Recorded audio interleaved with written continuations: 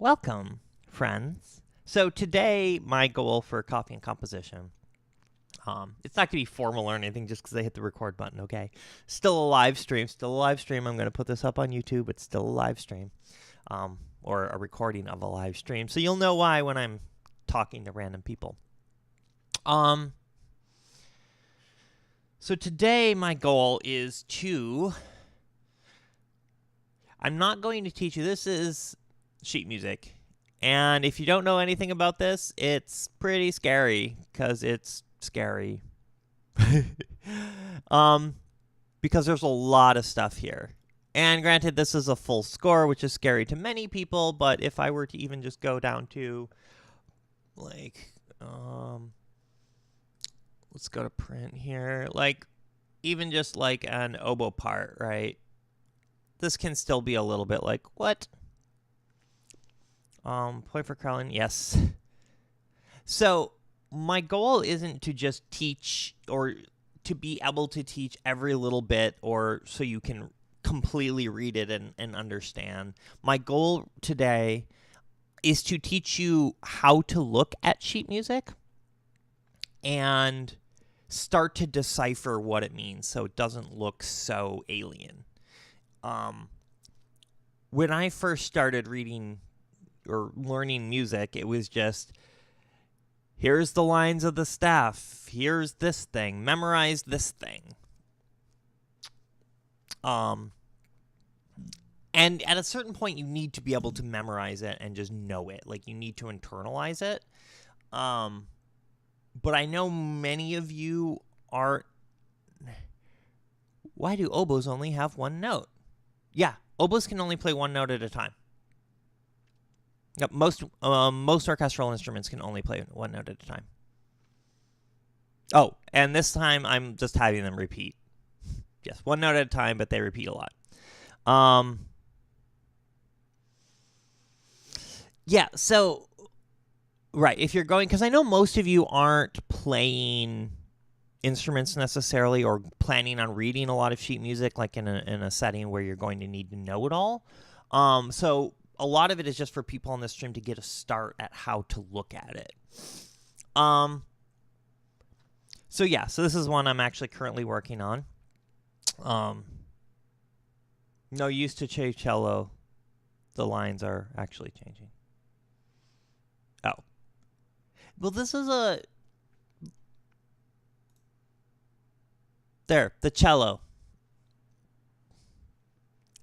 I made it do the same thing because screw the cellos. Long hole notes, lots of staccato notes, long hole notes. Okay. So this is my sheet music program open. Let me bring up a drawing program. File, open recent. No recent files. I saved one.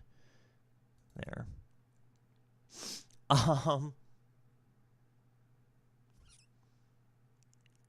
No, I love giving cellos amazing parts. Cello is one of my favorite instruments. So I say that about most instruments. All right, let's see here. I have a tablet set up so we can draw. It's going to be hard with a cat. Oops, where's my... I had a good color. Oops. I like this color. There. Make it less there. Yay. Okay.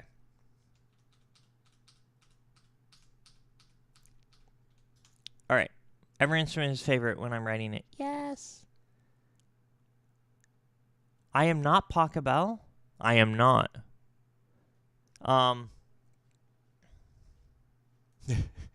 Thank God.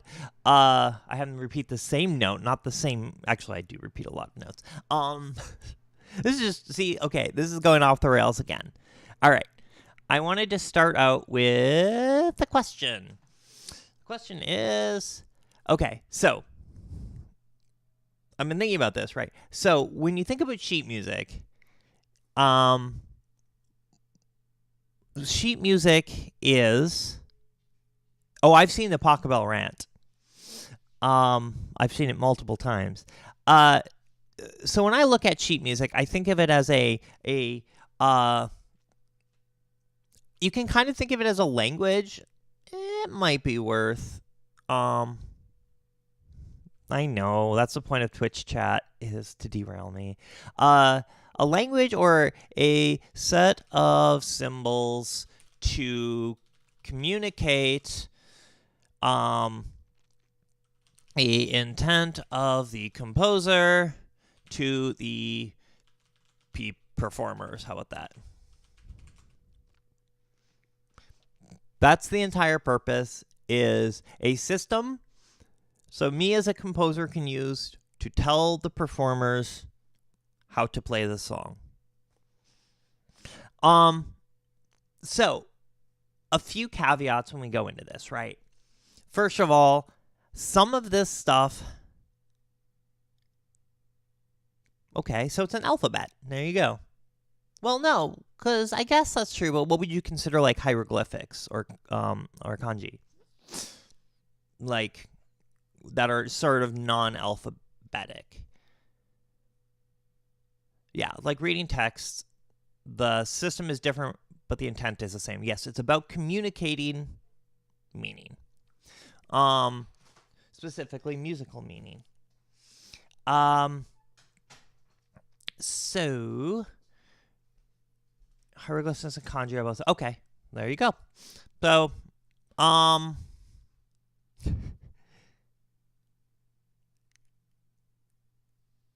yes, someone writes something down that it can be reproduced by the initiated. Why am I teaching this and not y'all? So, okay.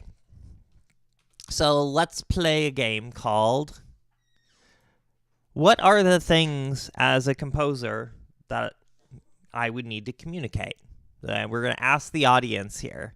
So to talk to, for me as a composer, to tell instruments or musicians something, what are all the things that we might need to communicate?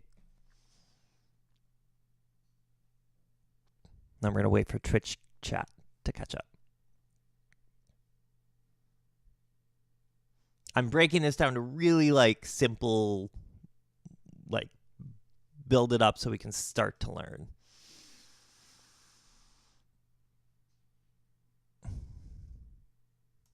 Do do do do do do do. Sits on hands. All right. Pitch. How high or low a note is. Intonation. Mood. Timbre, which is the quality of the sound. Rhythm. Speed. These are all good. Can't do it. Oh, come on. I know. Dynamics. Loud or soft. How long to play a pitch. When to play it. Timing. Yes.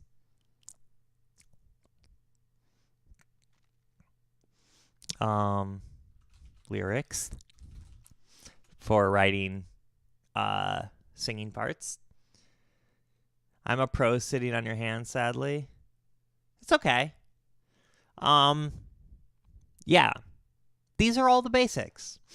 These are all the basics. There's probably a few others. There's plenty of stuff. Like, sheet music is very, very extensible. Especially if you know Latin or Italian. So a couple of caveats too. There's a lot of things here that's just the way it is. And I'm sure folks here might know some more reasons why stuff is that way. We're also going to be talking about Western notation, which there are many different types of notation. I don't know them all. But Western notation is one you might know. Guitar tabs is a different kind of notation system. So that's interesting. So there, many of you probably have seen two different notation systems. So yeah, so these are all sorts of things that we might want to communicate as a composer. Now, the interesting thing is sometimes we want to leave this up to the players or the conductor. There are certain times like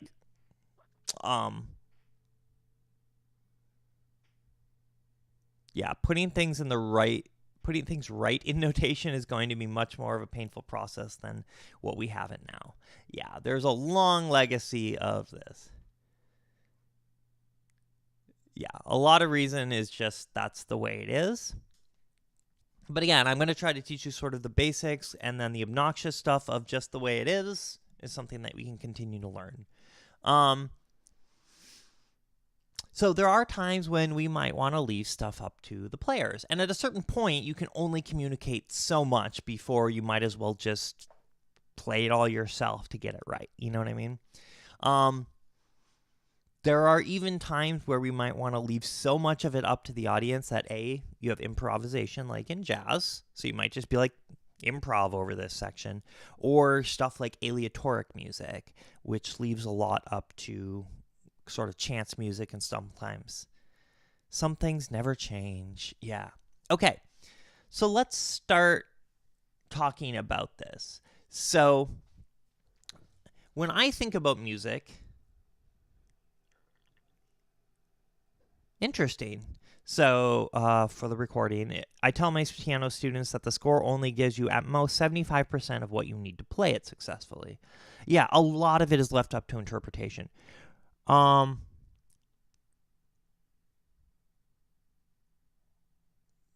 Notably, it does not tell you the optimal fingerings, except you can. Tabs tell you fingerings, maybe not optimal, and there are fingering notation. You can put for like stringed instruments. So it is extensible in that way. But I tend to not write those because I don't know them. Okay, so when I think about sheet music, the main things I think about is we need to turn like, what's the pitch of the instrument? And what's the when to play? Like, okay, so let's think about, I mean, there's all sorts, right? But let's think about let's think about a graph. I like thinking about things in graphs, okay? So say we have time goes this way, okay? And we have pitch up here. So how high or low a note is, okay? So we can think about music a lot of time is just, at least the basics of it is pitch over time. So you might have something like, if we just draw a dot, right? So you can think about music like, yay, we have this graph, and we have notes going up, yay, right? So this would be nice if you were a computer and this all makes sense. But we're missing a lot of things, right? Like, this would be impossible to actually read on the fly. So notation, I think of it as just like a graph. So if we start to draw, maybe we'll draw some lines here, right? So we can start to get an idea of, I'll get my drawing skills, where things might be. And guess what? I can draw lines forever. Okay. So this is starting to get, now we can actually count lines. Okay.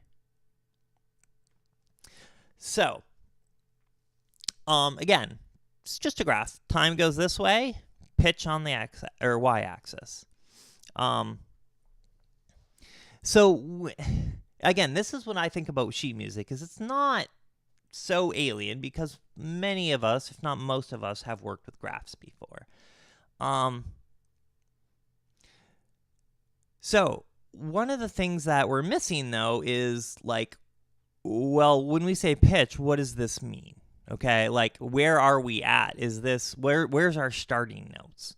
So, like, most things on, so we have to find some sort of, yeah, don't get caught counting lines. This would be so hard because you have to, so maybe we'd say like, okay, this is A. Many of us know, yes, we need reference points. So we have, notes go A through G, and then repeat up an octave, A through G again. So maybe we'll start with A here, right? And we could just label every line, A, B, C, D, etc. Okay, and then this would be, G, F. Now it gets pretty crowded. Also would involve a lot of counting, and what if people labeled it differently? So it starts to get like,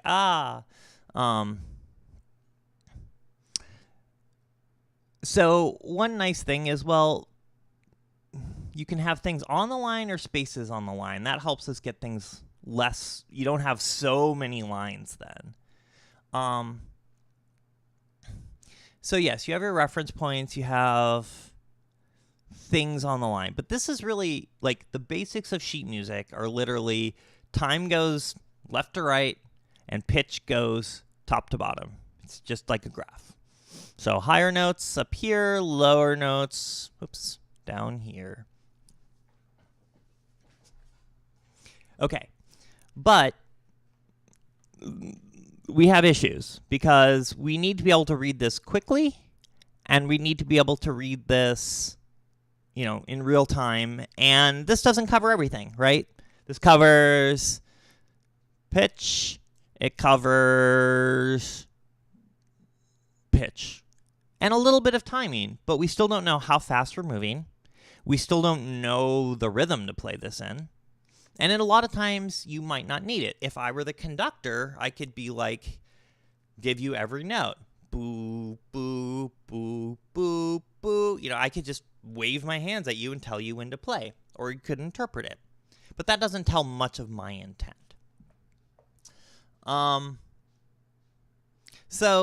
Okay, so let's clean this up a little bit. So this is where we start getting things like the 5-line staff here. Because this is a lot of lines to deal with.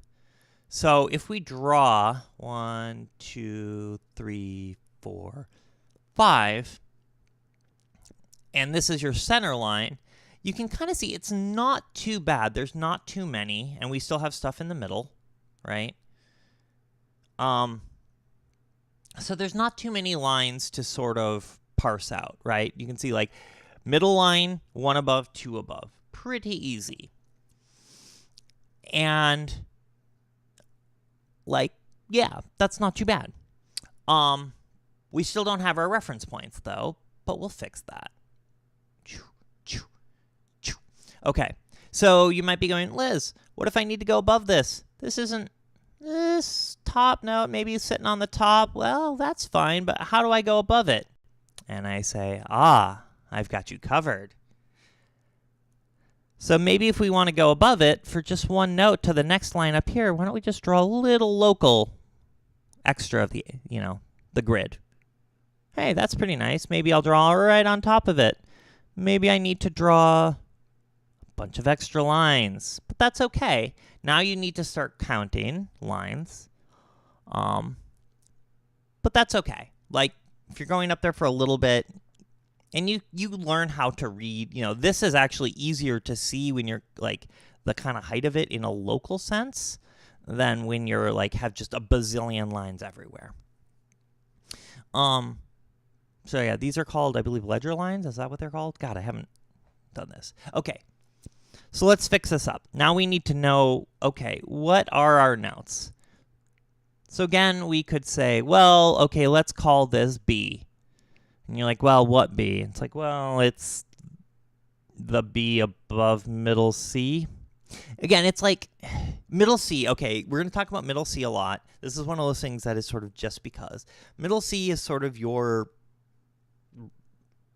It roots things in a way. And like a lot of sheet music is sort of based off of middle C. Middle C is like in the middle of the keyboard, hence why it's called middle C. It's also like, what, C4, C3? So because we repeat, right, we could have A, you can go sub 1 to G sub 1, and then you have A sub 2 to G sub 2, and so on. And you can even go negative, sort of, for computer purposes. It's C4, okay. This is why I love having my chat people here. Okay, so this gets like, if we had to label each of these and like going, oh, okay, this is B1. Now we have, okay, well, we don't want to label the spaces too because that's cluttered. So, okay, C. Now we have D2. That's really hard to read. So we're going to erase that. And we're going to go, aha, there's a shorthand. There's a shorthand. So we're going to attempt to draw a clef. So we're going to say like, hey, this is a treble clef. And why it's this symbol, I don't know. And I may have even drawn it backwards because I can't remember because computers draw it for me. Let's go to the oboe part. Did I draw it right? So this little symbol right here at the beginning is called a treble clef. And this is basically so basically this is the scale of our graph. It's backwards. Start with the curl. So is it easier to draw like curl up and then down? Wait. See, the top curl goes to the left. Okay. Yeah, it starts with a curl down here. And then goes up, down, like that. There. Is it? My penmanship is bad anyway. The other left. Shh. This is hard. I have computers to do this stuff for me. Okay, let's attempt to do this. I'm going to do it this way. Boop, cat, you are totally going to screw everything up. And then we want to go boop, and then oh, God, let me curl around. Okay, so this is what's called a treble clef. There are other ones. There's bass clef. Looks like this. There's tenor clef, which is weird and looks kind of like that. Yeah, let's check it out. So let's see, bass clef. Let's get tuba. Tuba would be in bass clef. You can see it here. Again, these are just symbols. Viola usually uses, yeah, there's kind of this really stylized, I think it's called tenor clef. So essentially what these are is you can still see everything is in this sort of 5-line notation. The positioning is important as well, yes. But basically these symbols, they're basically setting it curls around the G note. Ooh. See, M. Follett should be teaching this class, not me. So essentially when we look at this graph, right, when we think back to our pitch on one side and time on the other, when we're looking at how to distinguish pitch, essentially what our clef is doing is, maybe I can get like a purple color.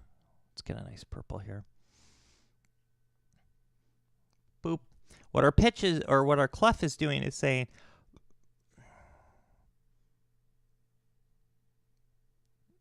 okay, I'm going to get my smaller one. Let's take a chunk of, let's see, 1, 2, 3, 4, 5 lines out of this whole entire graph.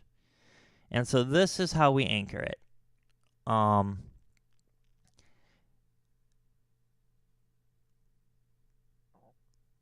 Yes. So, I'm going to erase these crappy things. Whee! Okay.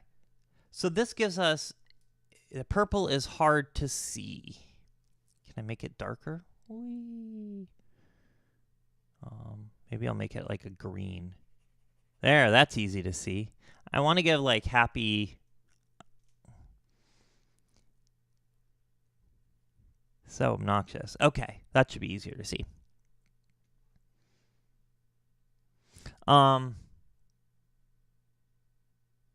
Pinker would be clearer.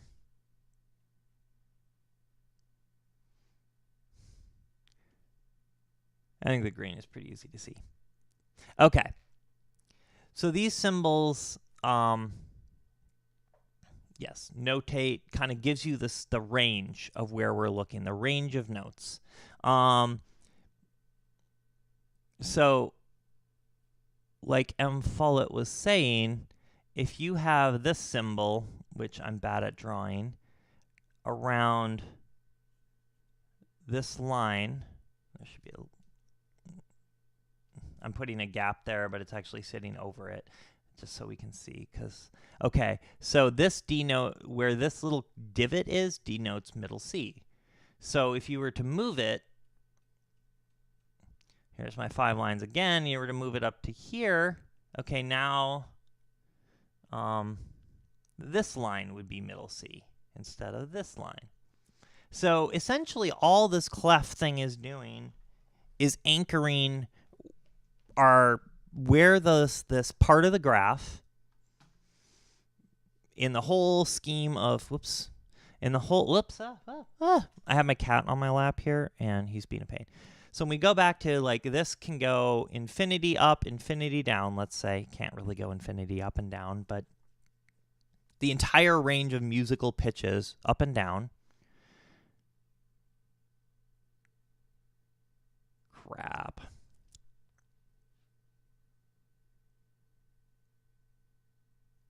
My internet went to poop.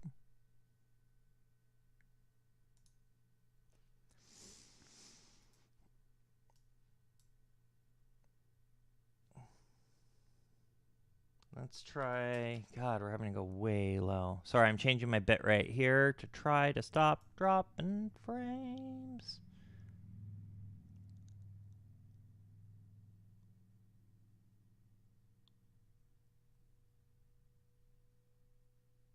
Others are technically movable as well. Interesting. I did not know that. Sorry, we're just trying to wait for my internet to be less poopy. God. How bad is it?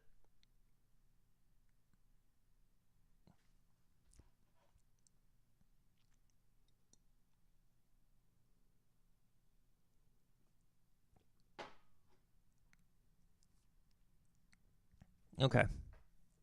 We're going to keep going.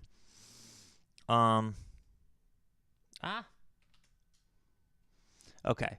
So the whole idea is, let's anchor our chunk of the continuum of everything. Okay. These are symbols that you would just have to memorize. I'm going to play, let's see, let's get a new thing.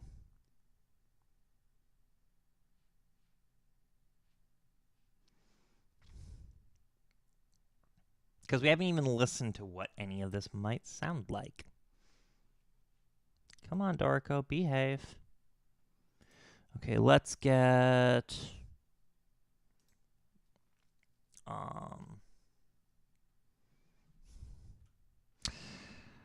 Oh, you see. Hi, Missile Monkey. What do I want? Let's get a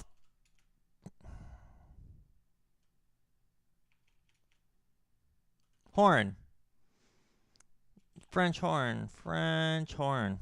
There. French horn and F. Don't worry. Yeah. Well, and I would never be drawing them. Okay. So if we get into this land, you can see it's so much happier, right? Like, look how much clearer this is. Okay. So this is a French horn part. So if I wanted to draw a middle C, let me go into write mode. We're going to get our basic dot. Okay, so middle C is actually that one.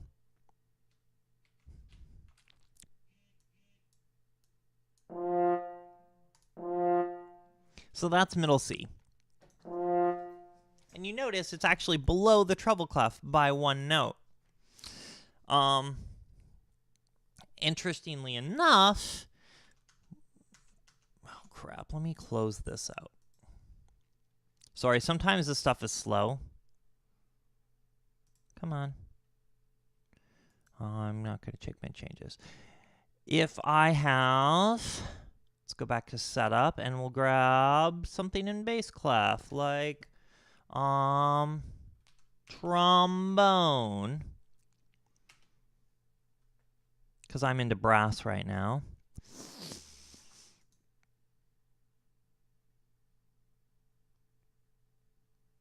Oh, yeah, you're right.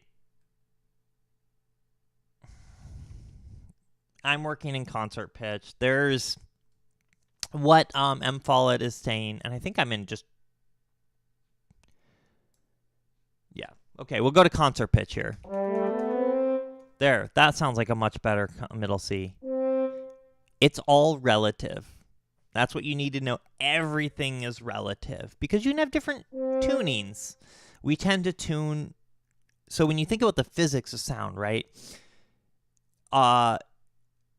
Sound is a wave at a specific frequency that you would measure in hertz. We tend to tune to what's called A440, meaning we say the letter note A, or one of them, is 440 hertz. That's sort of become standard, but it doesn't have to be. You can do whatever. You can call, like... It's this sort of relative thing that things have been agreed upon. So we're going to sit here and we're going to go with sort of the A440, and then other things get weird because instruments might call something A, but it really sounds like a D or a G or some other note. And that is when you talk about transposed pitch and concert pitch, it gets really confusing. Yes, so the A above middle C is 440 hertz. So what, yeah, it gets confusing. Sorry, tangent. So we're going to go with sort of basics, and then we can expand from there.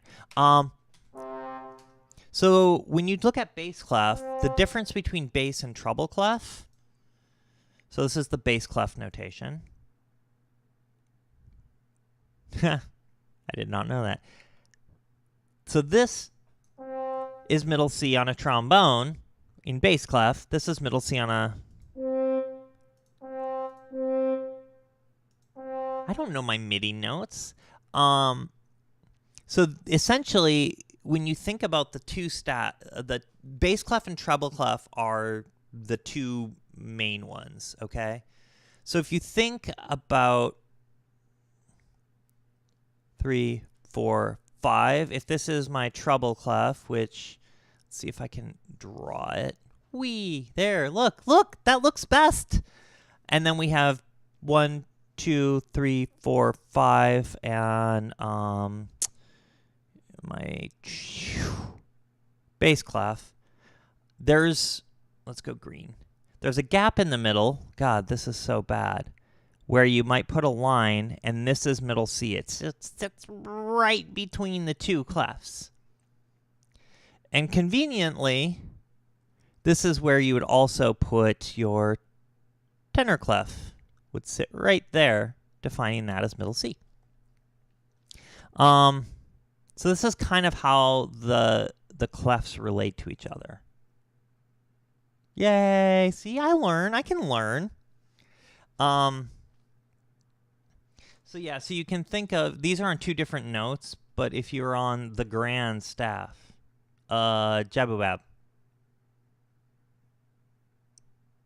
raised their hand.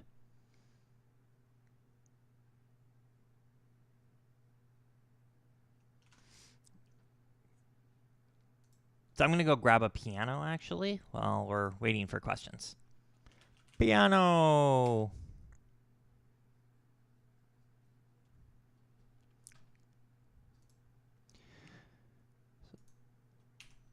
So when I go to, does this work?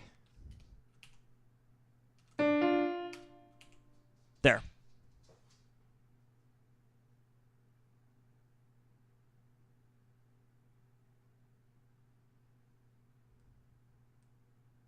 Yeah. So when you look at what's called the grand staff, right, like the piano would have both of them because you're playing much more of a range.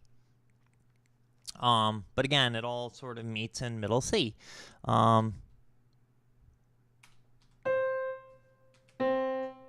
Just admiring my doodles. Yes, it's bad. So there's my middle C there. And if I'm writing the left hand, so generally this would be the right hand part and the left hand part.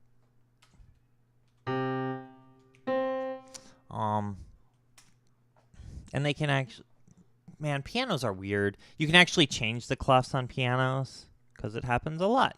Some instruments change clefs more than others when you have a very large range. Anyway, cool. So now we've established using, let's just review. See, this is gosh. So we've used the clef, right, which are these fun things. Whoop. To establish in the continuum of notes on our graph, on our line, where we're kind of chunking out. So this gives us our range. Yeah. Are there instruments with wider range than piano? Synthesizers. Organ. Organ's a good one.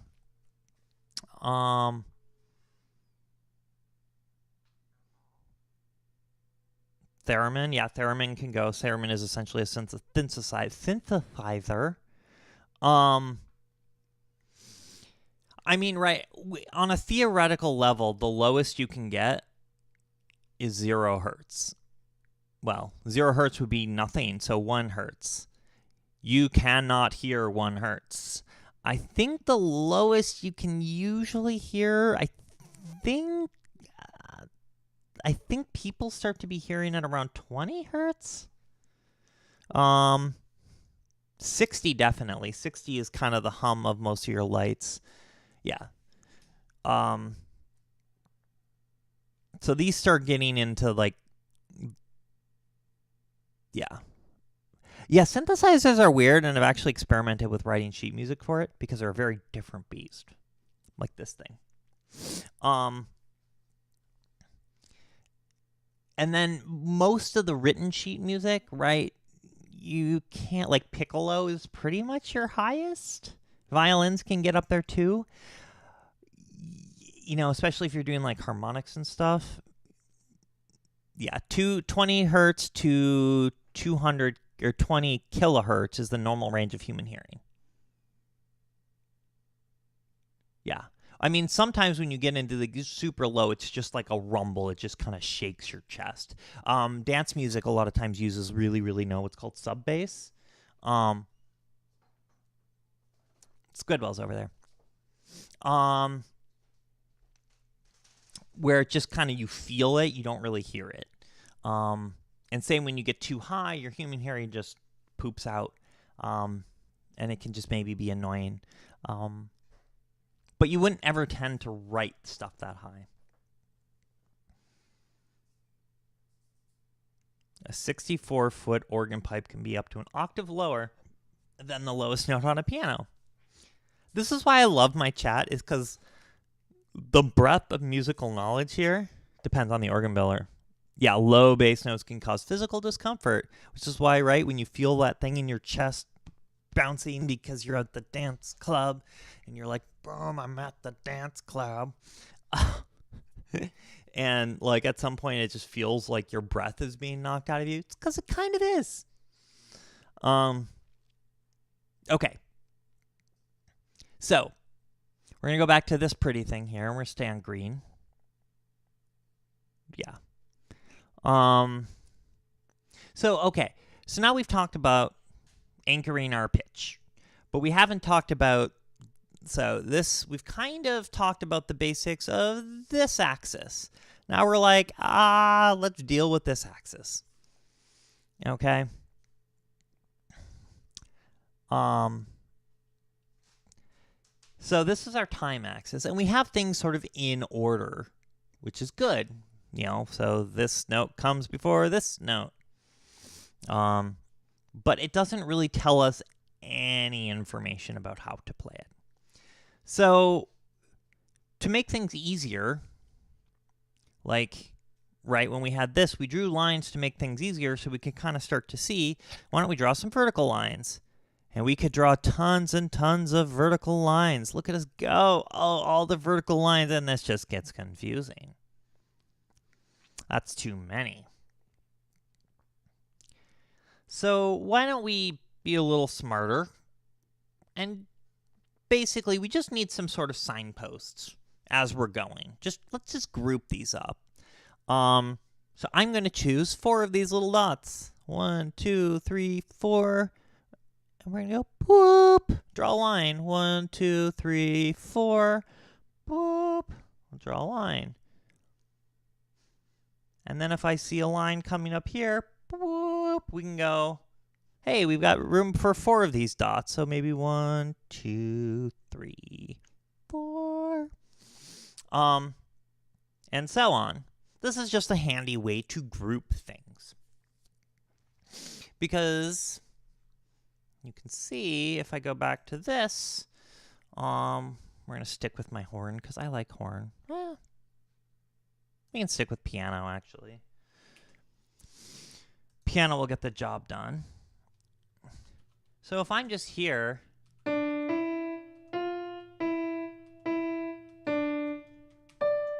is it always 4? Where does the line change with the music? It is not always 4. And that is a good point. Because you're like, well, that's arbitrary, and it doesn't actually tell us anything about the timing. So we could ostensibly group this in, okay, maybe we want to do it every 3, or every 6, or every 16. There can be any number.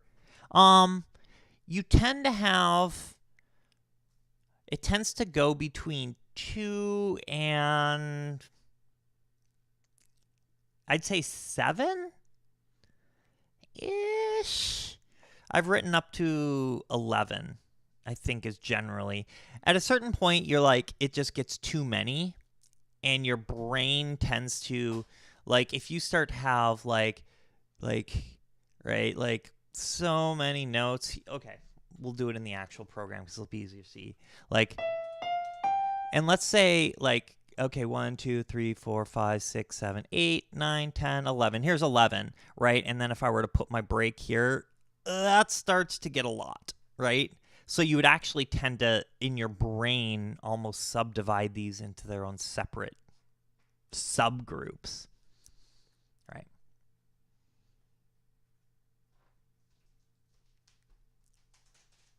Yes, so we have an indicator for which lines mean which notes, and we have an indicator for which lines means which timing grouping. Okay, so we are going to, and I realize these have little stems on them, and we'll get to that later.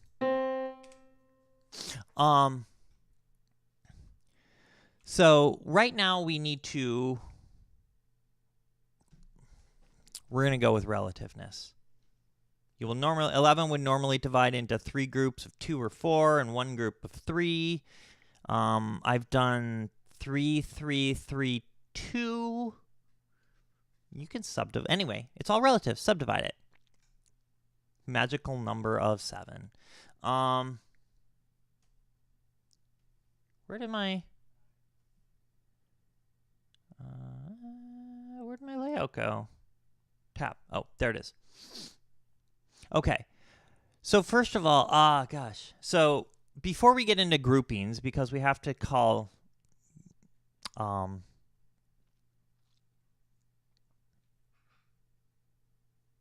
know what? No. I'm going to do this differently. I'm going to select everything. We're going to go back to our normal big, really? There. We're going to go to our normal big dot, and it's actually just a circle. Okay. So, why don't we learn about our grouping?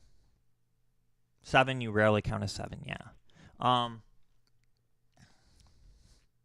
So, what I'm going to do is define So I'm going to say, like, okay, our dot, right? I'm going to just say we have 4 notes in our grouping. And that's a nice thing. Hey, I can see like 4 notes in the grouping. Tell you that at the beginning.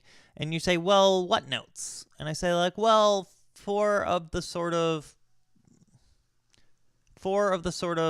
one whole note in the grouping. Just, we're counting 4 of these guys. This bottom note, we're going to get to in a bit. It's bottom number. So if I want to do, your preferred chunk size is 4. So let's get our chunk size of 4. I'm going to do this. I'm going to do 4 over 1. There we go. Because these big circles, they're 1. Yeah, most Western music chunks in 1, and I'd say 3. So here we go. Look. Look how much easier that is now than a large string of crap to go, oh, I can, so when we're following along with a conductor, we can be like, you know, you'll see a conductor conduct 1, 2, 3, 4, 1. So you know, if you get lost, every time the conductor goes boop on the downbeat, we're starting right after the next grouping.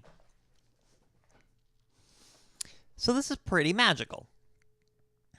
And now we're going, hey, look at that.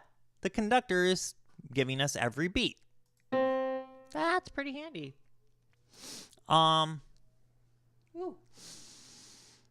Technically, there's a note that's double in length, but you hardly ever see it. That is correct, obviously, because you know this stuff. So we're going to say, how fast is the conductor going? Well, we're going to leave that right now a little bit because fast is relative. We could say, okay, why don't we give this a thing? So, how fast are?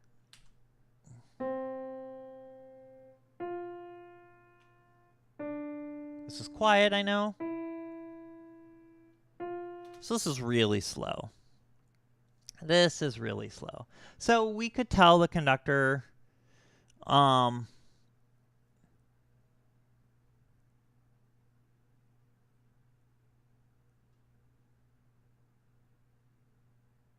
yes, in Europe, in England, you'll sort of, like, we're going to go with the American system because it's way more mix-ups. Because you'll get things like breves and semi-breves and crotchets and semiquavers. And they're really obnoxious.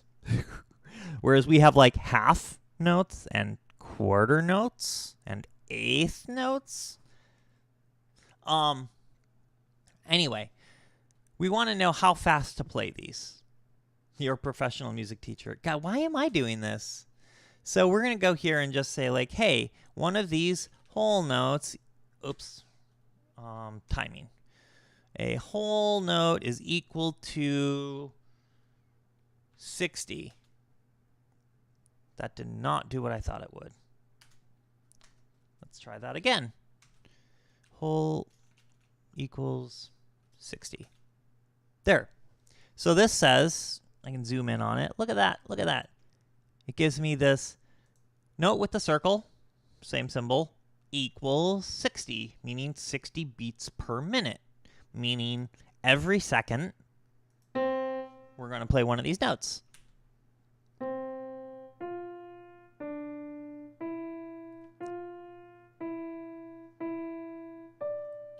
There. Now we have timing. Ooh. So this is where we start getting into fractions, because you can say, like, okay, this is, so how many, this takes 4 seconds per grouping. They're professional hacks and 30-second notes. You don't understand the American notation system? You never had to deal with it? It's so much more logical, okay? So much more logical.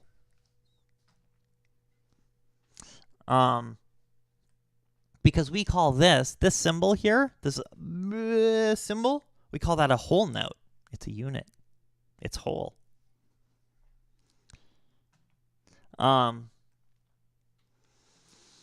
Now, if I wanted this to go faster, I could change this. I could say, okay, we have 80 beats per minute.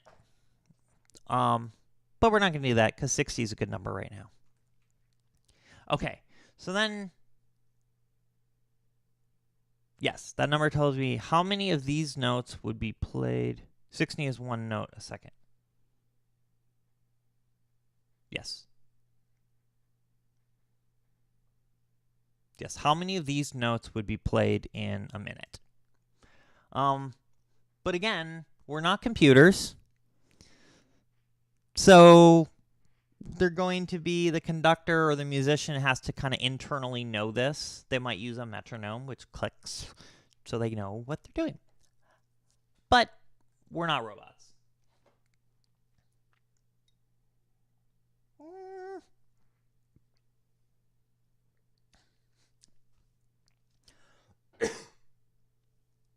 Yeah. Once you reach 100, I don't know. I've played really fast music before. It's not uncommon, like 144 or 140, even up to like 200 is stuff that I've played. But yes, EDM music tends to get very, very, can get very, very fast.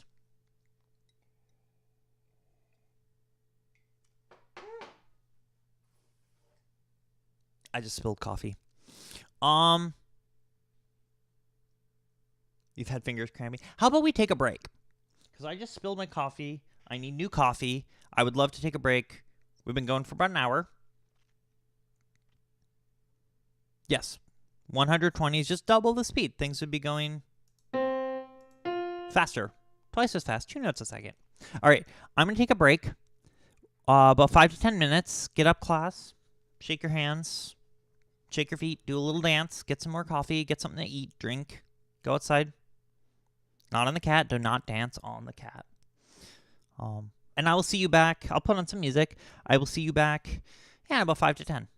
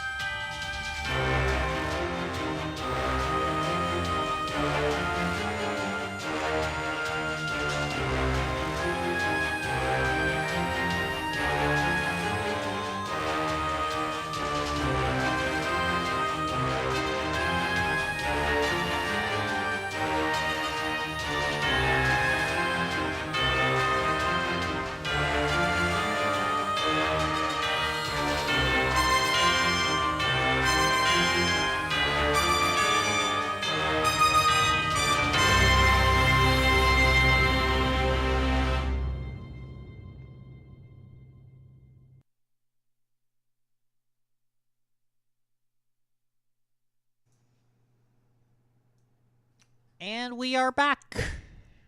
Sweet corn on pizza is very UK thing. That sounds tasty. I've had sweet corn on pizza. We are back. So yes. So to review, we're talking about rhythm and speed. And we have more coffee. All right. So we have the idea of speed. How fast are we going? Which is 60 beats per minute. We have what is a beat? What symbol are we using as our beat? And we're using one of these circles, notated circles. And we have the idea of grouping. We have 4 of them right now. And this is just where we draw our little signposts. These are called bar lines. So between that, this is a bar. So yeah, so this is pretty straightforward right now. We have a pretty good thing. Now, this also has some issues. You might have noticed. We're going to play this again.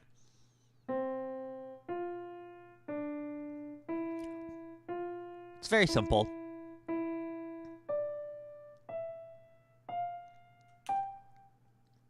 So you might be asking me, Liz, that's kind of boring. What happens if I want notes that are faster than this? And I'm like, well, I could go up here. And you're like, no, that makes all the notes faster. A bar, also known as a measure. Ugh. I know I'm dropping things. And if I go like, I can change this note, and you're like, no, that makes everything faster. I just want some things faster. I'm like, okay, I can do that. So this is where we get into fun fractions. This is just a binary system. If I say, all right, well, let's say I want notes.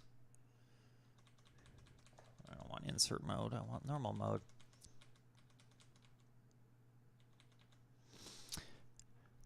What if I want notes that are, say, twice as fast as this big open thing, this big open note, the circle we call a whole note?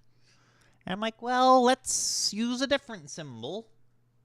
So we're going to go select a different symbol here, and we're going to do... Aha! These are called half notes. Why? Because they're half the length of this, the whole note. This is why the system, this just starts getting into math. So now, if we play this,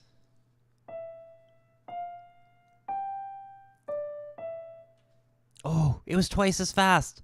I'm going to do something here. I'm going to...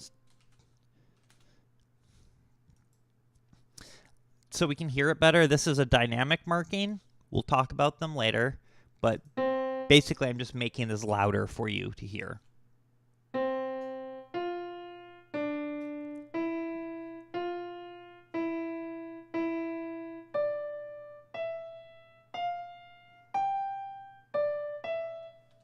Look at that.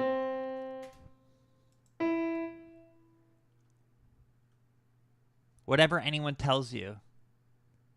This is about as mathematical as music gets. Yeah, and we can put these anywhere, right? Maybe I want to change that to a half note, and then we add another one in right here. That's a F. Oops, I wanted that to be a half note. Boink. Right?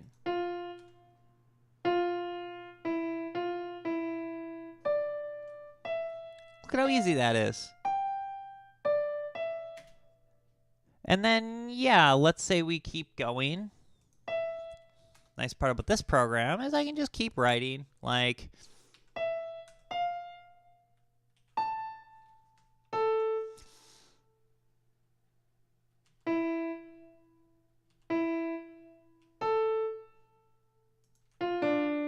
Okay. And like people have said, like... We can just say, like, okay, well, right now we're on 4. What if I only want 3 to this division? Like, okay, we'll just do it. And just be like, there, now there's 3. And basically from the time you make a marking like this, like one of the major markings, like a clef, or this is called the time signature, it continues forward until you change it again. So yeah, we can just change these at any time. And if you watch me before, like have watched any of my other streams where I'm actually composing, I change this stuff all the time. And then maybe here, we only want to do it for 1. So we go back up to 4. No bigs. And then you say, okay, Liz, this is all great, but what if I want to go even shorter? Yeah, you can change every bar if you want. I do it. Let's go shorter. And I say, sure, we can do that.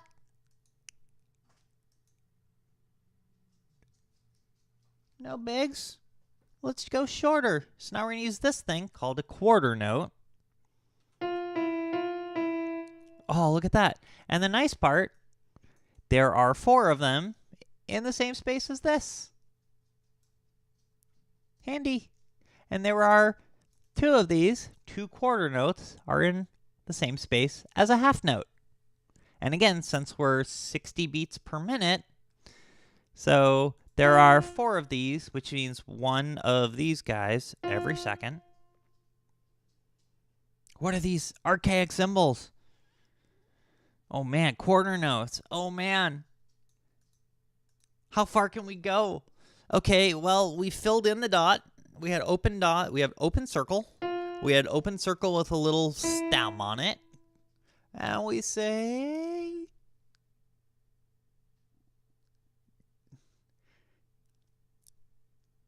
Which ones are the roundish, not so round ones? Yeah. And then we can say, okay, we filled it in. Where do we go from here? Let's go shorter. Oops. Let's go shorter. We can grab, let's put a flag on it.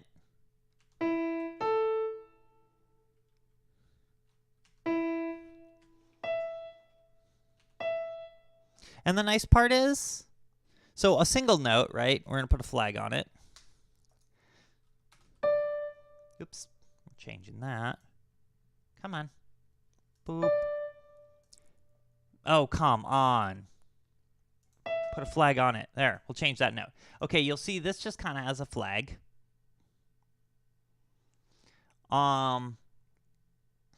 Which is nice. And that denotes that this is an eighth note. There are 4 of these eighth notes. There are 2 of these eighth notes in a quarter note. And, again, 2 quarter notes in a half note, 2 half notes, and a whole note. And we can keep going. Now, you'll see what this did here. Is this what we called barred them together? It's like if you were to write, let's go back to my horrible drawings. And this, yes. Every change of note is simply having the length of the last one. You just have to learn that sequence correct. And yeah. So we have whole note, half note, quarter note, eighth note with a stem. And then we can go even further. Where would we go from here? How about 2 stems? So that's whole, half, quarter, eighth, 16th. Generally, you're going to see stuff in this range. You can imagine you start getting into 30 seconds, where you start getting 3 things. Percussion parts a lot of times get into 30-second notes. You can get into 4. And this starts getting really ridiculous. So, like I said, but again, this would be 30-second notes. This would be semi-breve, minin, crotchet, quaver, semi-quaver, semi-hemi, demi-quaver.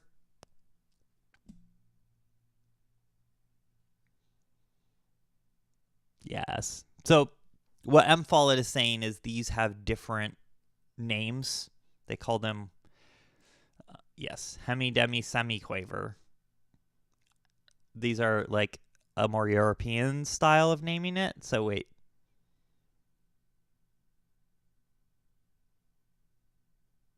Grace notes, they scare you. Someone is getting off my lawn mode. Are there double notes? Yeah. Why don't we do a double note? All right, well, let's take this note, and we want this twice as long. Well, okay, technically there is a symbol for it, but nobody uses it. But what we can do is we can say, hey, what if we write 2 of these notes back to back? So technically, 2 of these is going to be, let me get it's this thing. It's a breve. Oops.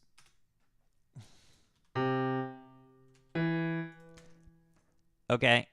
These exist. Nobody uses them. Also, we're going to go. Okay, so if you're... But it's not uncommon, right, to like want double this. Show us the symbol. It's a terrible symbol. Nobody loves it. Nobody uses it. Okay.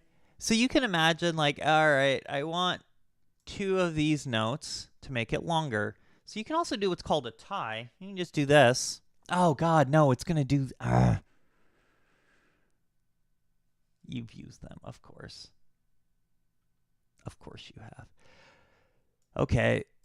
So we have our twice as long. So again, these are the twice as long as these.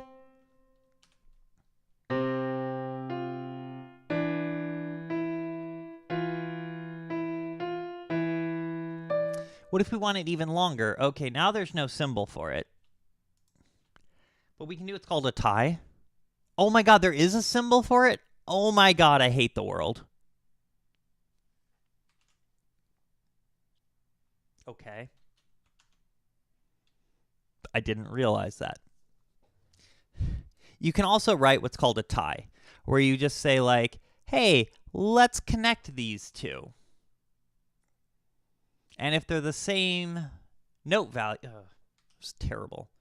Same note value, it just means hold this for this long. And you can do this with anything.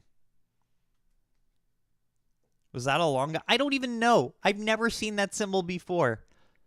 And I'll show you why in a second. Okay, so you can do this with any note, right? Say we have 2 quarter notes. And we say, here, let's connect them. You generally don't do this. You do, but you don't. Okay, so this is equal to the same thing as our half note. Same length. Yeah.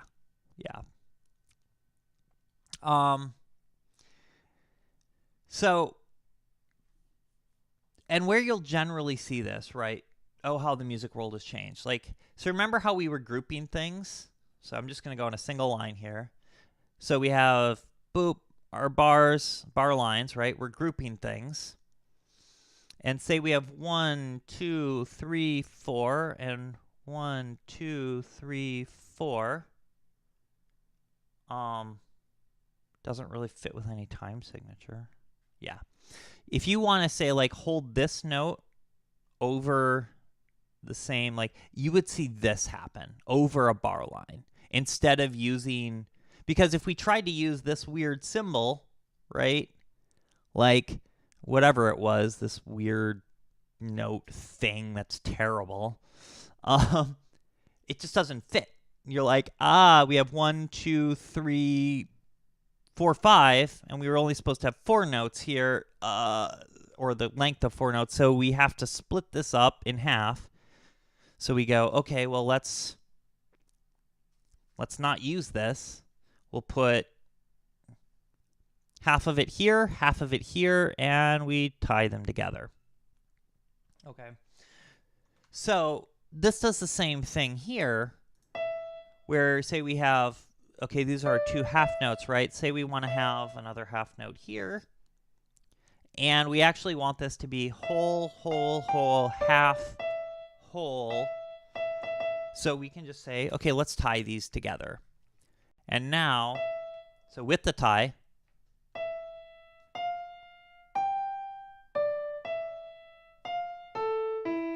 okay, without the tie, you would hear it repeated.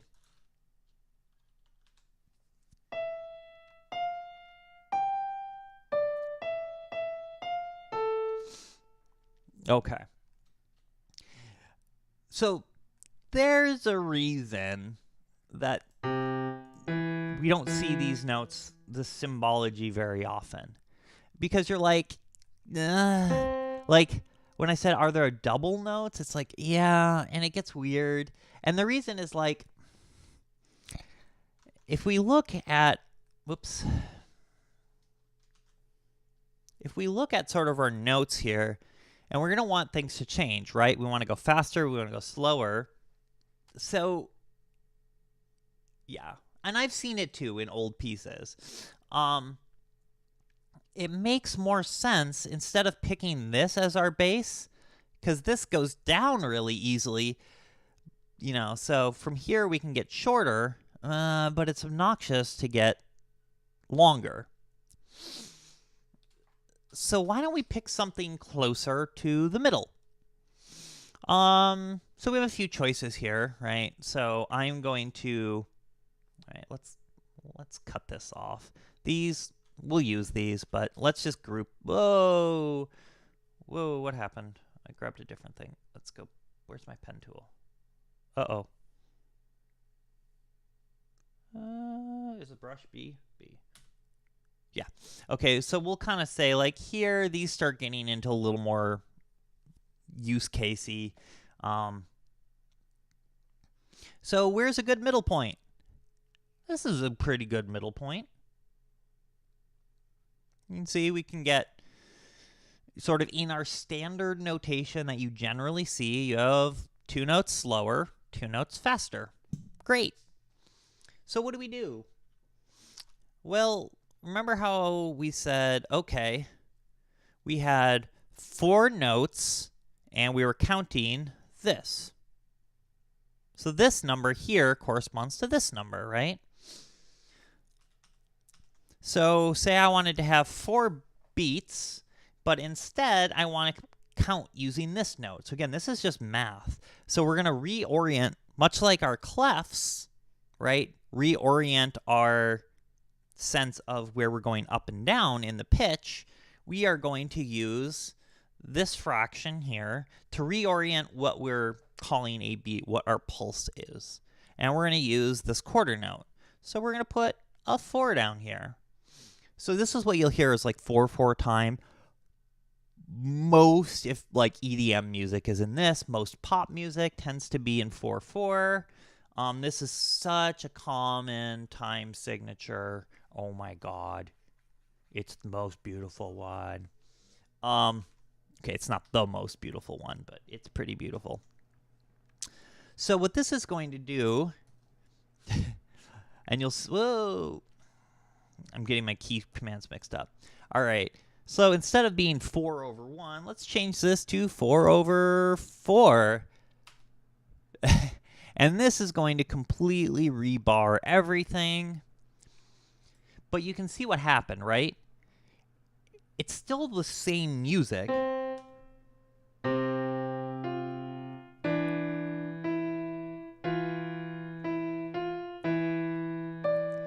But instead of having 4 of these in a bar, we have 1 of them.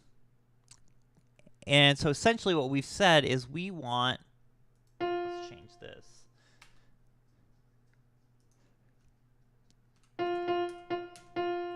We want 4 of these guys, 4 quarter notes. This is the bottom. So how many and what type?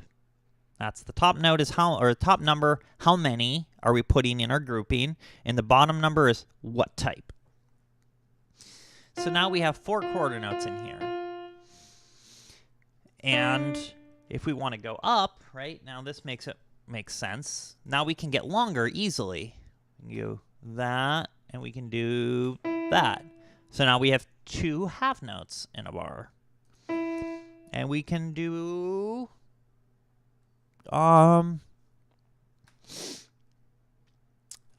you know, we can do our whole notes. You see that this takes up the whole bar.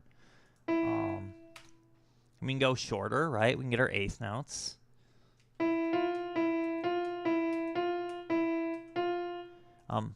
Oh yeah, so like I said, the 8th note, right? Oh God, I know I was talking about this. The 8th note had this thing with a flag. When you write them together, instead of having flag, flag, flag, we kind of just group them together like this. Now there's a lot of, this is a little easier to read as you're playing it, because you can see that, like, you know, we can just keep adding on to this. So it's like we just kind of take and connect the flags is what you're doing.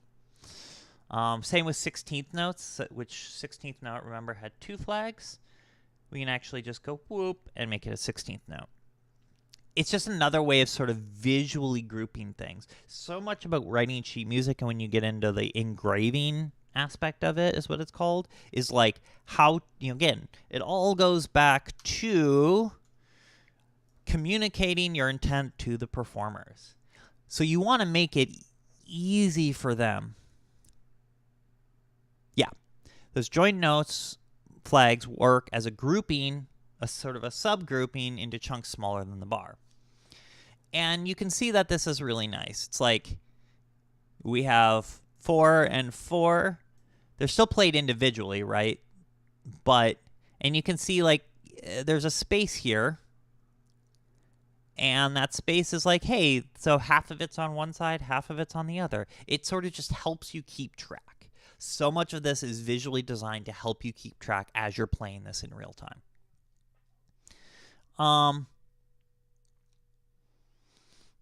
And see, so you might notice our whole notes are held over the bar line. And you might know, hey Liz, what if, can I tie things? Remember, this is called when you have,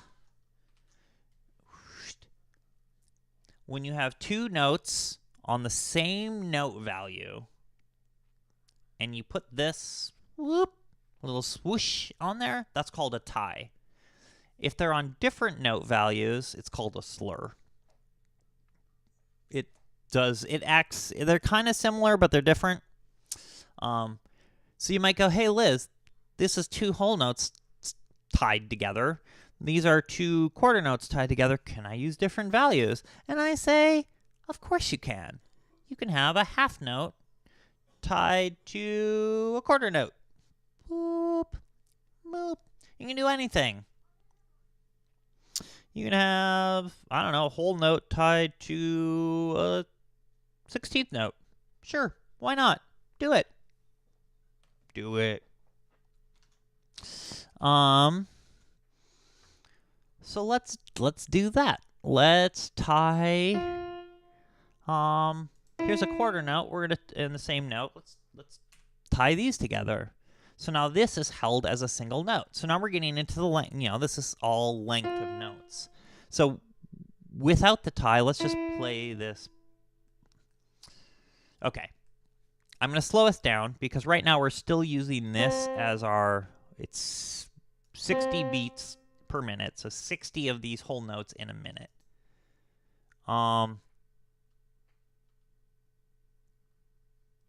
Yes, so the tie, it means that you hold the previous note before going to the next, whereas normally you would end the first note and do a next. So yes, you're essentially making it a longer note by those same rhythmic values. So again, much like how we can tell the bar using this guy 4 beats of the length of a quarter note, we can say, well, instead of saying this whole note is 60 beats per minute, we can go and say a quarter note equals 60 beats per minute. That's cool. Technically, we also could have done, you could have also done the whole note equals 15 beats per minute, and they're technically the same, right? It's all math, right? This is like such math. You're like, well, I just have to, if I want the same thing, I can do, right, the quarter note, or the half note equals 30. Same, oops, I didn't do that right, but you know what I mean, right? Like, so we're going to do, tempo. So we're going to do quarter note equals 60. We're just going to completely rechange, again, this is just saying, like, here's what we're counting, or here's how much of it we're counting for this beats per minute. And then, so this guy and this 4/4, so, excuse me, time signature and tempo marking go together to tell you the speed and the groupings of which you're going. Okay, so let's just, so again, this is going to be 4 beats, because we're counting in 4 now, or counting quarter notes. There's 4 quarter notes, so this is 4 beats, and each quarter note beat is 60. 1, 2, 3, 4. 1, 2, 3, 4. Half notes. 1, 2, 3, 4 eighth notes. 1 and 2 and 3 and 4 and. So this, if we look at these, here are the notes. I'm going to actually accent them. Well, I'm not going to. I'll actually mark them with a little note. So I'm just marking these. These are more symbols, but just so you can see them. Each one of these notes falls on a beat, and this falls in between. Again, half the thing. Okay. Okay, so we're going to do this passage. That's what we're going to do. Okay, let me break this tie. So without the tie, right, you have, so it's going to be, let's go back to 4/4. This is going to be nice. Okay, so you have 4 beats here, 4 beats here. Again, everything is 4 beats. So you're going to have 1, 2, 3, 4. That's going to be 1, 2, 3, 4. Then we go faster. 1 and 2 and. And let's just end this on half note. And then this gets 2 beats, right? So we're starting to learn, and again, this is something that if you're going to read sheet music, you're going to have to memorize these symbols. It's not too hard because it just takes a little bit of practice, right?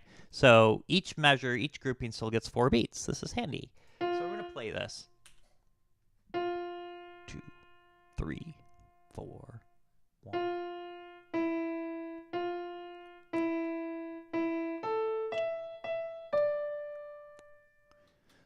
So that beat stays steady. It's just how much length do you give it.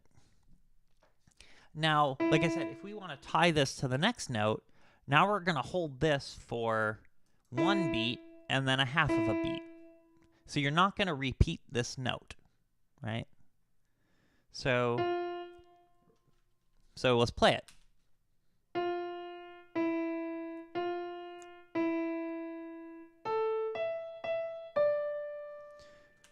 Right? So you just held this for these 2 note durations, and you didn't. When to shut up is an important thing as well. Ooh, ooh.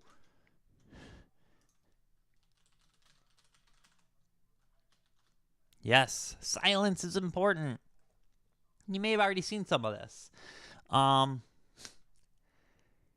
yeah.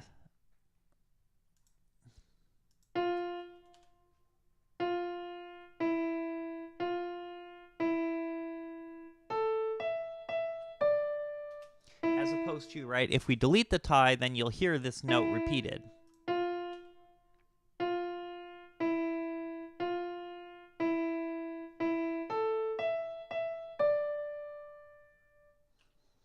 Pretty handy.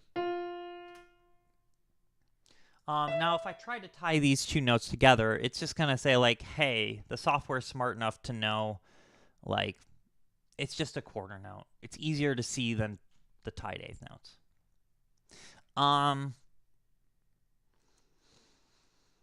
So yeah, so this is the basics, right?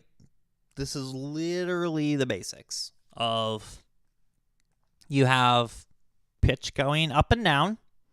You have that pitch anchored in with the clef. You have time and rhythm going left to right.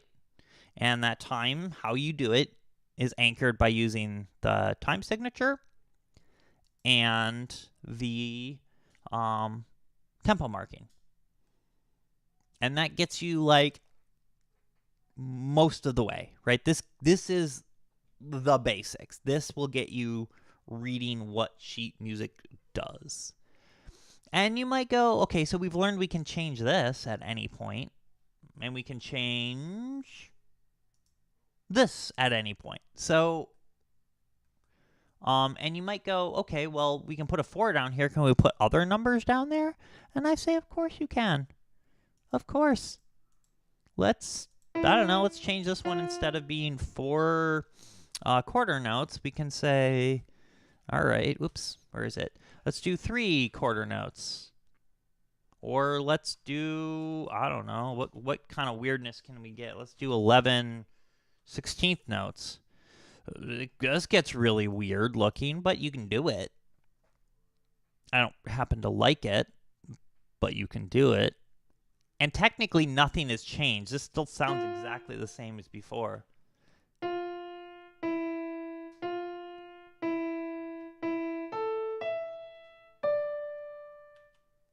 But this is a pain in the ass to read.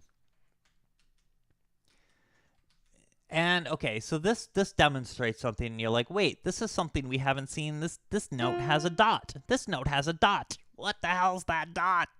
And I say, aha, math. That was a really obnoxious thing, but you can do it. Okay. So you have a half note, whoop, which is, right? So when we have 4/4 time, we're counting beats, right? So you have a half note. So this is like 1, 2, and then say you have another quarter note and a quarter note. And so you have 3, 4, right? So this would have 1, 2, 3, 4. And I could say, hey, what if I want to tie this together for 3 beats? Yeah, that obnoxious example looked like it was faster, but it really wasn't. So what if I want 3 beats? Hey, we can just tie them together. So we have 1, 2, 3, and then a new note, 4, right? Ba, ba. Very nice.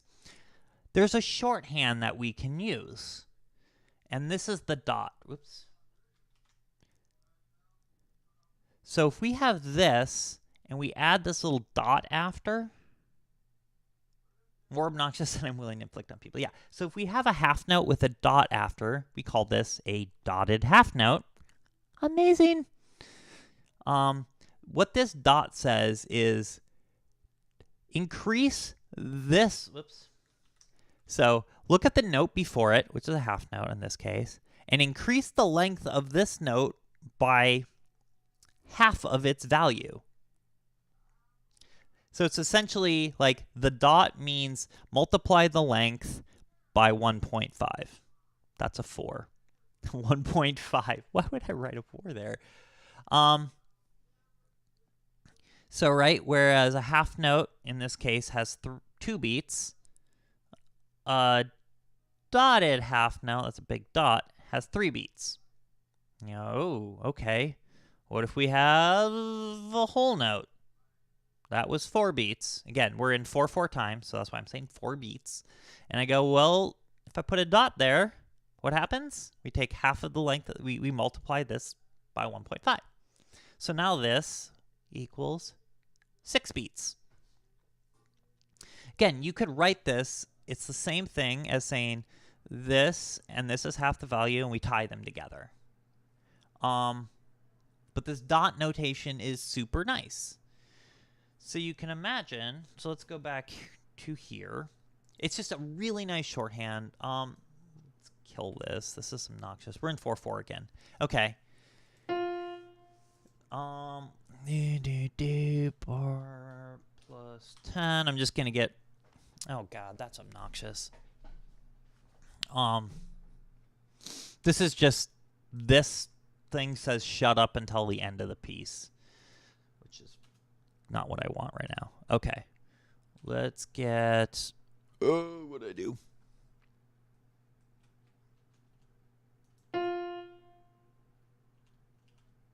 Okay, we're back to the piano part. Okay, actually I'll just write it here. So we have, right, the half note. Where's my half note? And then a quarter note. And then another quarter note. Okay. So say we want to hold this instead of having, we want to hold this for 3 beats, so not repeat here. So if I go to tie these together, it's going to do the smart thing and go to that dot notation. So now this says, here, this is 3 beats and then 1 beat.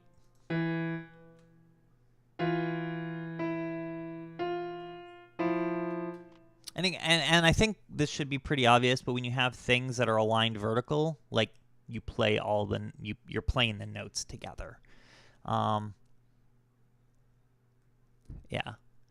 And you can do this with anything. So if you say, okay, well, what if I want something that is, okay. So we have, whoa. I don't know why I switched to green. I like it. So we have our quarter note, right? So this gets one beat. And then we have, what happens when we put a dot on a quarter note? Ooh. So now we have 1.5 beats. So how do we think about that, right? So this is equal, like I said, it's equal to, here's our quarter note. We'll get a half a thing. So that's our eighth note with the flag. And then we've essentially tied them together. So essentially, this, right, is equal to the same length as 3 eighth notes. Math. So, and this is such a common thing to see in music. God, this is obnoxious. So let's take this measure. Rests are annoying when it's 32 measures. What happens? And there's dots on everything. You play all those dots. You just play it. You go for it with your coffee.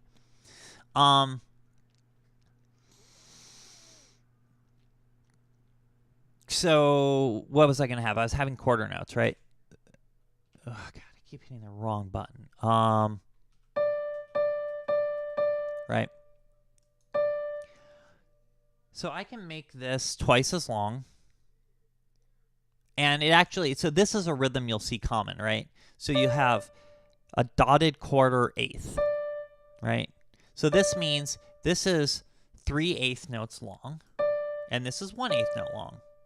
So that takes the space of,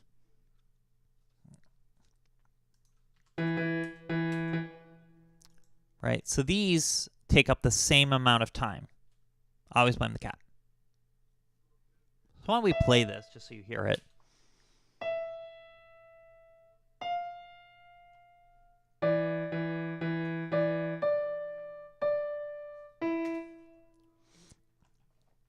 So all this rhythmic notation is like how we divide the bar into fractions. How we divide, these are the lengths of each note. That's all it is. You know, you can have a dotted, you know, dotted half note, eighth. All these things are great, right? Another common rhythm you'll see is this dotted eighth, 16th.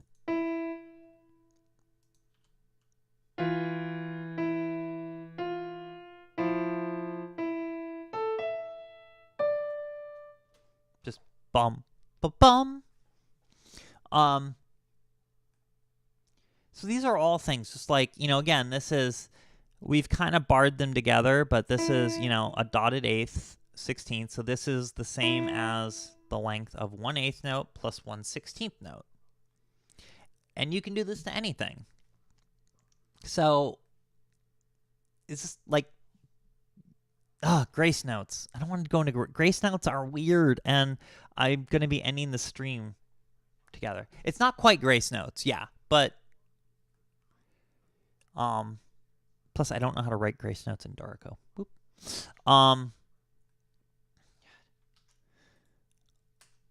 So yeah, so we start getting into look how much we've covered. Look at how much of the blackboard we filled up.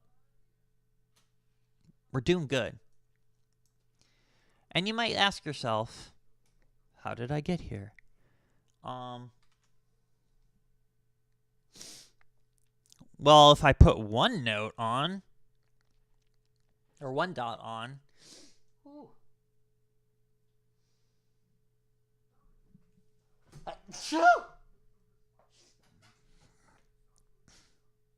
can I put multiple dots on? And I say, sure. So let's grab our whole note. Okay, so this has 4 beats in it, right? Put one note on it, or one dot on it, and we have 6 beats, right? Because we add a half of this.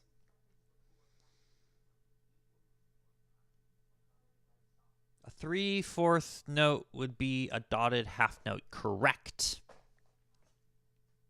And so, yeah, if our time signature, right, was in 3/4, right? So here's your thing. So we have 3 quarter notes. So you have like 1, 2, 3 quarter notes per bar. You could also have one dotted half note per bar. Math. Like this is just, it's just math. Oh, right. Okay, so what happens if we add 2 dots after this?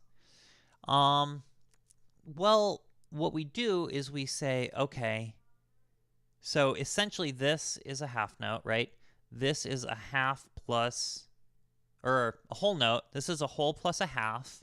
So 2 dots, we do a whole plus a half plus a quarter.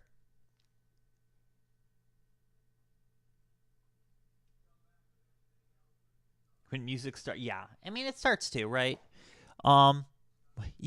Ostensibly, you could do 3 note dots, which would be a whole plus a half plus a quarter plus, plus, an eighth. You wouldn't ever see this. You sometimes see dotted notes, or double dots. But again, I've never seen this. I've never seen a triple dot in music, but I know what it would be because I know how math works. I understand the math of music and rhythm. And this is what we talk about is rhythm. But generally, 2 dots are rare. You don't think you've ever seen 3, yeah. So there's a lot of things you can do, but whether you'd want to, again, it all comes back to this. A set of symbols to communicate the intent of the composer to performers. So sometimes writing a dot is easier to see. Sometimes writing the tie is easier to see. Things like that. So that's kind of thing to remember is that you can do a lot of things, and when you do these things, the choices you make to do these things are an entire huge massive volumes and have been debated since musical notation has started, is when do you do these? When would you choose to use, a dotted quarter versus a quarter tied to an eighth? And the nice part is when you have modern notation software, it pretty much just handles it for you. You can just write the rhythms as they make sense to you, and it will handle it. So that's why modern music notation is so nice with computers, is because a lot of the decision for when to put these bars, to bar them all together like this for the eighth notes versus individual flags, those, that's 16 chapters worth of, okay, maybe not, but I don't know. It's a lot of discussion of when to do it. And computers generally take care of that. There's still, I can override that if I want. And again, it's what makes it easiest to communicate to people. You didn't see dotted notes till you did a few college level pieces. Yeah. Yeah, this to me is super easy to read. No problem. This is super easy to read. When I start getting into really weird stuff, it might be better to do the tied. Or when you're going over, a bar line, like we said. When you have,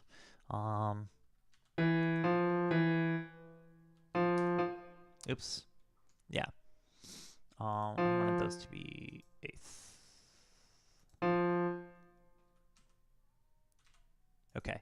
So when you're going over a bar line, it's going to tie them together, right? If I wasn't going over a bar line, let me delete this note, it turned it into a dotted rhythm. Yeah. So now we want to talk about silence. And this is going to be what I'm going to end on today is silence and then other shit. So you can notice that, like, we're playing both hands together on this, right, for a while. So we have notes up here, we have notes down here. You know, we're tied together.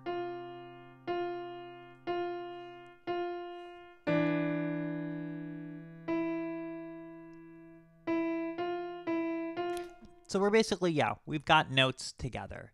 And now we're going into this and we're going, okay, well, we have a note up here and there's silence down here. And you see a little symbol, looks like a little saggy hat. Ooh, we got a rating party. Hello. Yes, silence is a good way to end. Hello, Grivix. Welcome.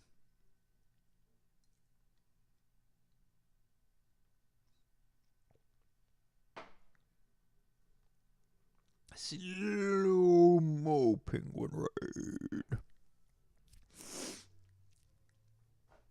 I love it. Welcome, everybody. I am Lizard Eats Flies. Hello. I am a music streamer. I stream composition every Saturday. And I generally just work on music and teach how I write sort of more classical compositions, or modern contemporary classical compositions. Today I'm teaching people sheet music. We're kind of wrapping up here. Lease out the shoe rack for Nice Raiders. Yay. But I am recording this and I will be putting up on this. We've been going for about 2 hours now. And I will be putting this up on YouTube. Take your shoes off. So, essentially, this little note, this little thing here, just means shut up for this whole bar, right? This is, so, I'm going to try to remember my notations, because it's been a while.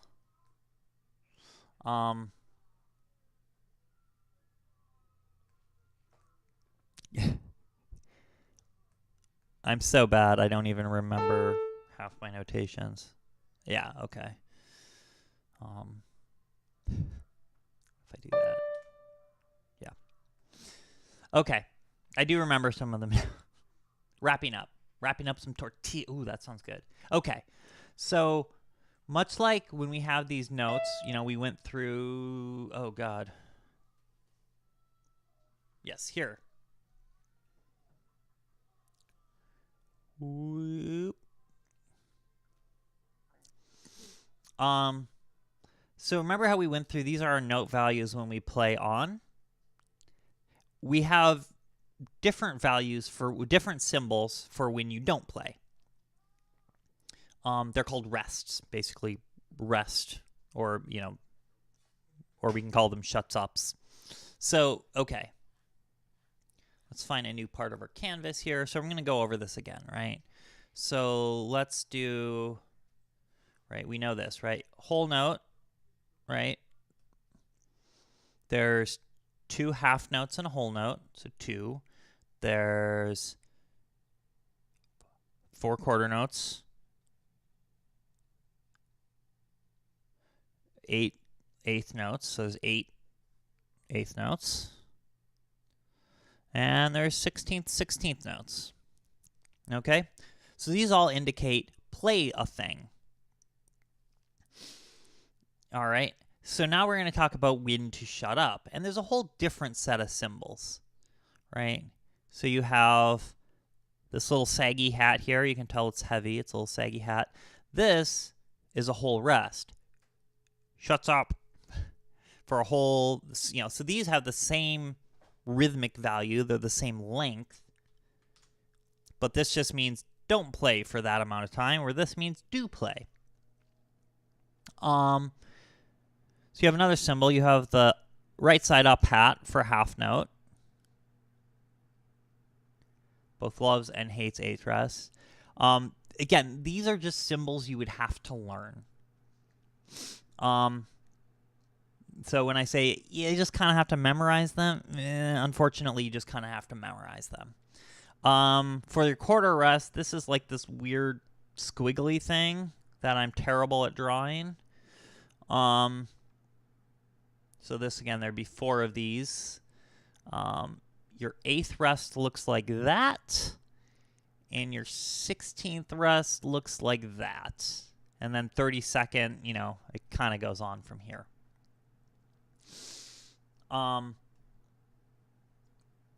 This is, again, yeah. You hate writing it too. Like, it's just a pain in the ass to draw. I hate it. I hate it. I hate it.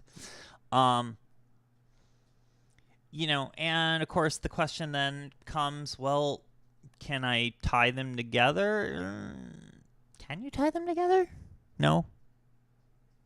Probably. No, you wouldn't tie them together.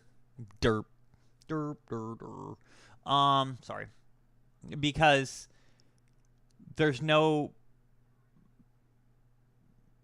like, if you were to tie, like, tying it together doesn't make sense because it's just silence.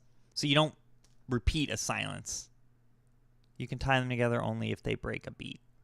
Yeah, I guess it just doesn't make sense because, like, if they break a beat, you would just write 2 quarter rests rather than your hat.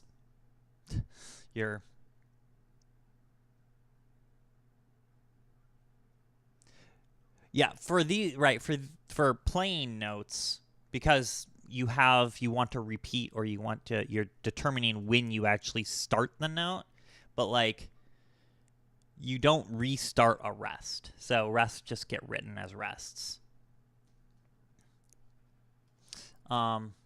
So yeah, but you might say, like, hey, can we put dots on them? And then I say, of course, dots work. So this would be, you can put your dots, same rules as putting dots on the other notes. Yeah, you have seen dotted rests. Yeah, dotted rests are fairly common. Let's do it. So if I have, like, I think this is what I want. We're gonna get an 8th. I put it. No, it didn't do it. But there's never a need to tie rest. Yeah. This could technically be a dotted rest. I'm kind of surprised it didn't do that.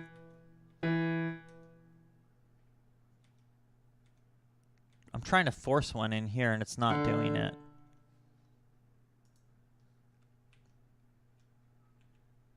Yeah, it's not doing them.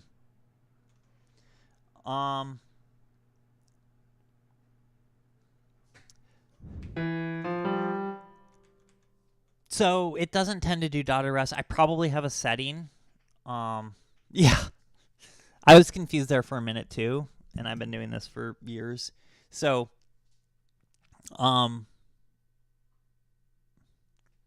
yeah, it doesn't. I've seen dotted rests. It's not uncommon. Like I said, there's probably settings that say prefer to do dotted rests. Again, the software tends to want to, that should have been a dotted rest according to the rules you learned, and I think that's it. I mean, when we talk about like engraving options and I go to my rests, like, this gets, like, oh yeah, there's different types of them, how you do multi-bar rests. like, there's how to group them. Like, there's just a bazillion different options. I'm kind of yeah. Like, things get so ridiculous. And like I said, there's a bazillion different ways to write the same things. And it's all about, again, how do we communicate to the performers? And of course, like here, you can see we have an eighth rests in between. So you can put the rests and the notes in between. Like here, let's put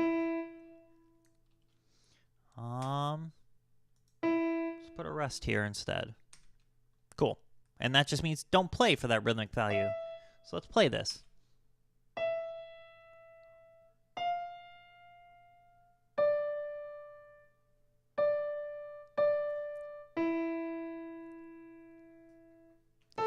Okay, this is hard because pianos don't sustain notes. So I'm just going to take this, copy it. We're going to go to our French horn.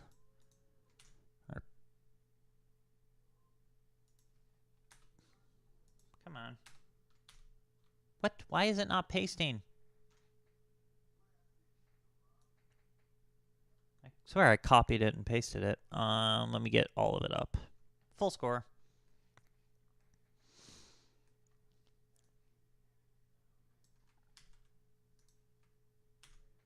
There. That worked.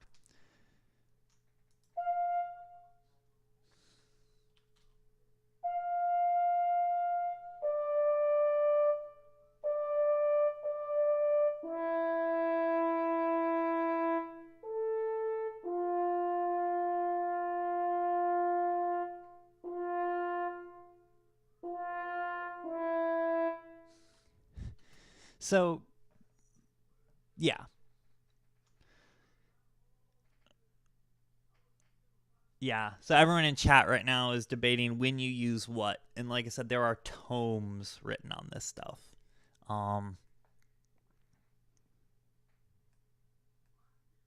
This is why modern software is nice, because it has a lot of these rules built in. There's a lot of rules about when and if you're going up or down. Anyway, so this gives you the basics, right? And again, the rests don't have like up or down on them, doesn't really matter, because a rest is just silence. There is no tone to the silence, at least unless you're John Cage. So yeah. So we've covered the basics, right? Of note lengths, silence lengths. We've covered the idea of pitch, and how we break up our little y-axis here. We've covered how to anchor things in different rhythms and how to sort of, a lot of it is just, where's our center point? So now, where do we go from here, right? So now we start looking at, oh goodness, like, right? So if we go back to opening recent,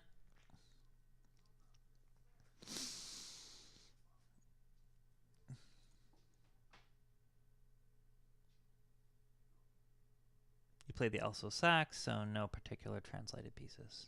Flutes, yes. So now we're like, okay, so now some of this stuff doesn't seem so bad, right?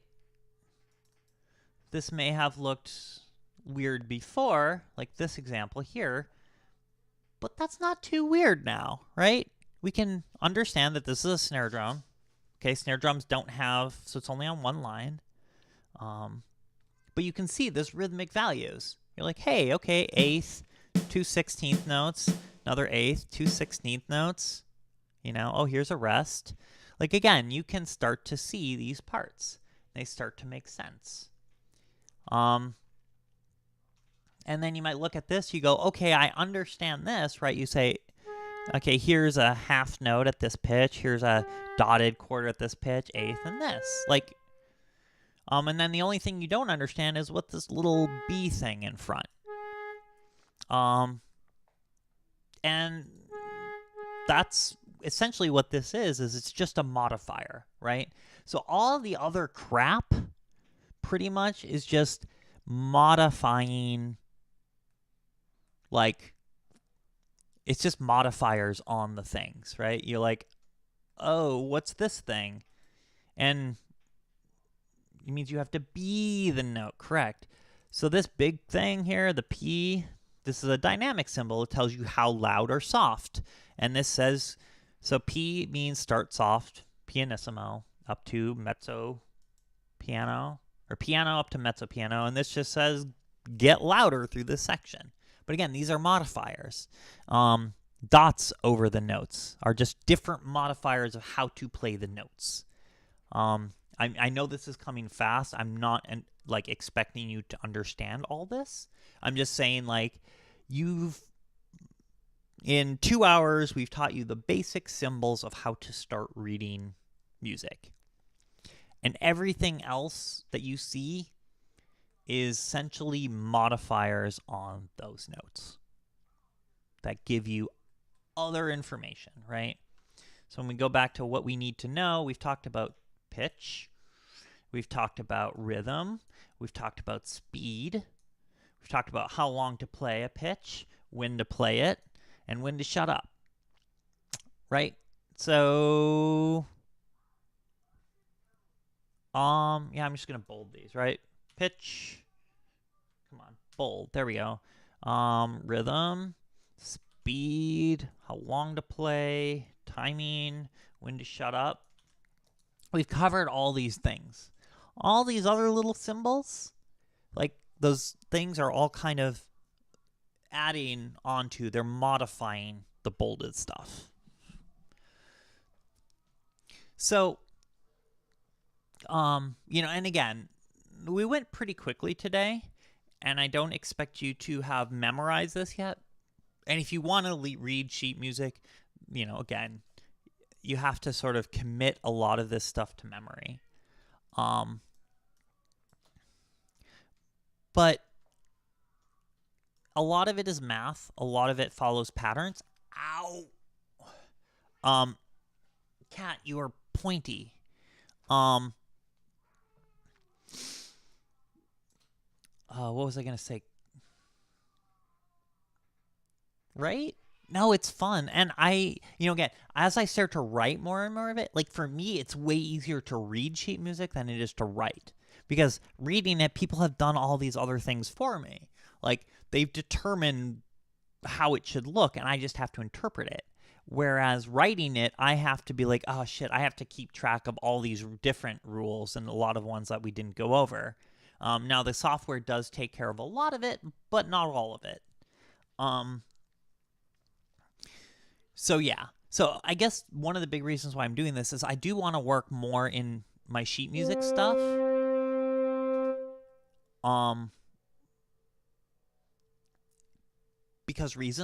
Because I'm going to be doing more of it. Yes, patterns such as pick up cat, get stabbed by cat. But as I'm writing this, hopefully it's not going to be so alien to you. You can actually start to see, like, oh, this makes sense. I understand the concept of it, and then you can start to learn the specifics better. Like, for example, what the hell's this thing with a big black bar with 11? Like, oh, that just means rest for 11 measures. Essentially the same thing as if you had written the full score, something like this, right? Whole note, or whole rest, 11 times. It's like, well, we can shorthand it, might as well. Like, so it's, yeah, reasons. Does that make sense? Very fast. I will upload this to YouTube.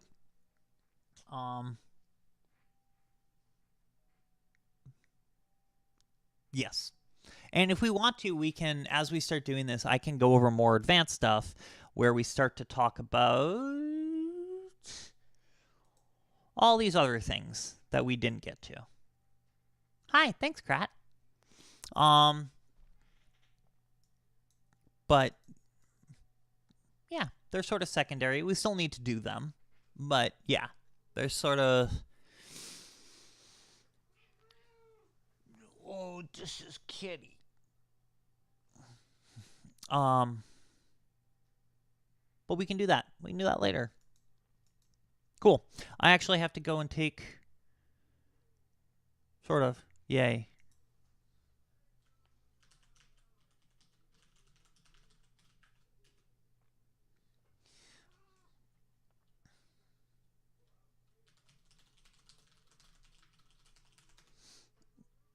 Okay, we are gonna do a raid. Gosh.